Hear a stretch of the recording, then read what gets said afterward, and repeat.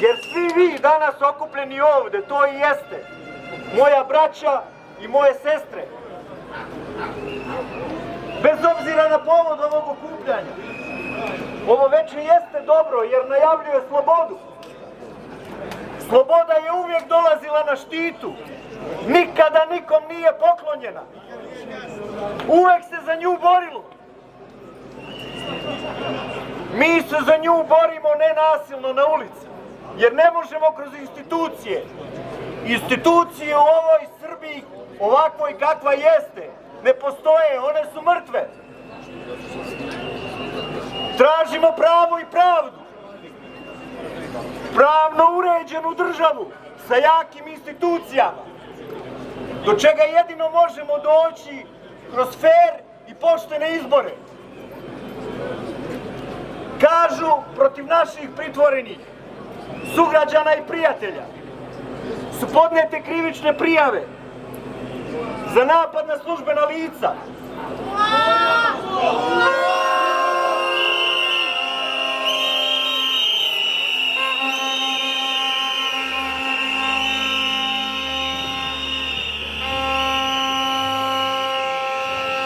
Sa visoko zaprećenim kaznama.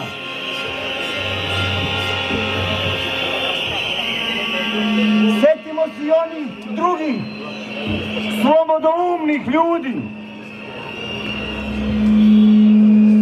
koje terete za terorizam i rušenje ustavnog poretka.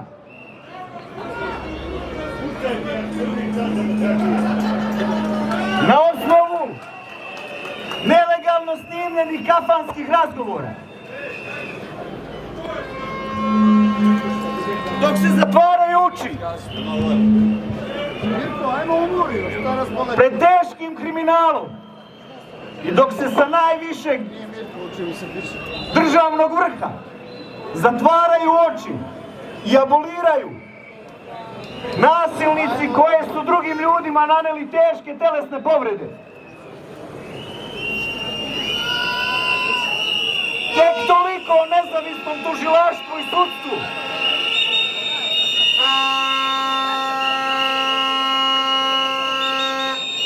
Koji će koliko sutra imati veliki problem da se iz ovih montiranih procesa izvuku.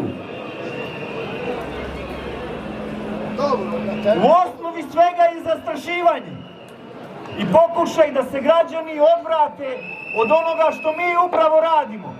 Iskazujemo građansku neposlušnost. Režim se hrani našim strahom. Pa dajmo da gladuju. Nema straha.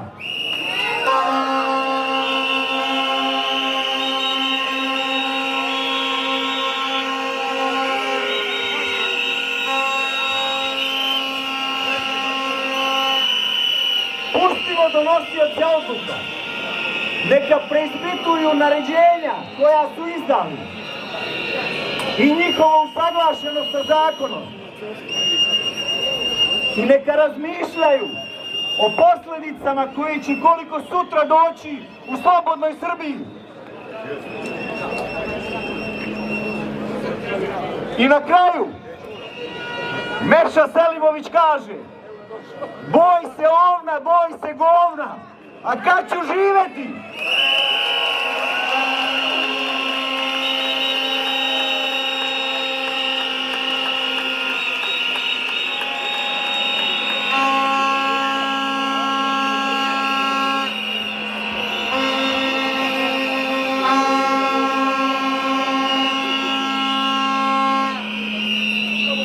Učinimo velikog Mešu ponosnim. Ne bojmo se. Mi smo rođeni da živimo slobodnim životom i da dišemo punim plućima. I zato, živelo Užice!